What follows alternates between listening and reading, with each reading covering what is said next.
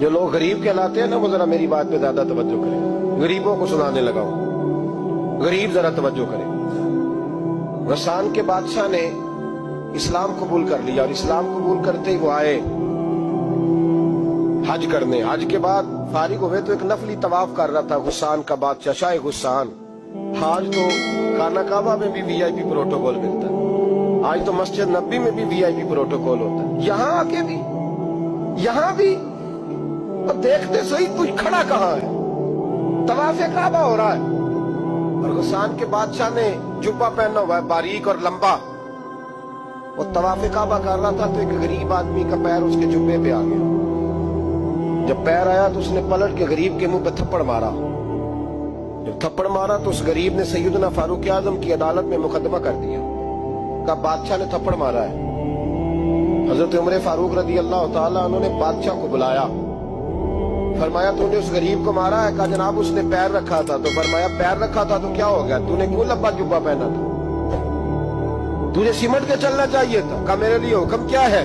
حضرت عمر کہنے لگے یہاں اسے رات میں راضی کر لے ورنہ صبح اسی جگہ اسی کونے میں خانہ کعبہ کے سائے میں وہ غریب تیرے منہ پہ تھپڑ مارے گا اور تجھے تھپڑ کھانا پڑے گا. غریبوں سنو سنو. ساری رات وہ غسان کا بادشاہ غریب کی منت کرتا رہا تو راضی ہو جا.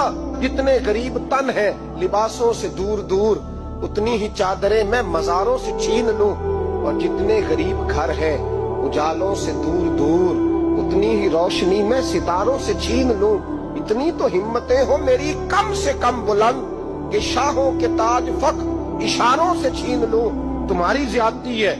تم نے ظلم پروان چڑھایا ہے. جب تم چودھری کے کہنے پر ایم این اے کے کہنے پہ راضی ہو جاتے ہو. جب اسے کہا نا راضی ہو جا تو وہ غریب کہنے لگا میں راضی ہو جاؤں اور کل تو کسی اور کو بھی تھپڑ مارے. فرمایا جتنی تیرے پاس دولت ہے لا کے قدموں میں رکھ. ہم دولتوں کی پرواہ اس لیے نہیں کرتے کہ ہم نے محمد عربی کا چہرہ دیکھا ہوا ہے.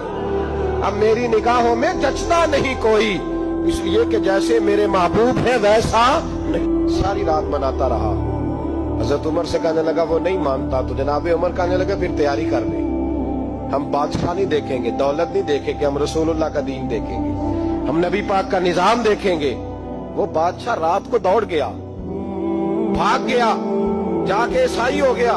لوگوں نے کہا اتنا قیمتی آدمی عمر نے ضائع کر دیا. فرمایا چپ کرو, میں نے کوئی چیز ضائع نہیں کی. میں نے تو اپنے رسول کا دین بچا لیا ہے. کوئی شے ضائع نہیں ہوئی.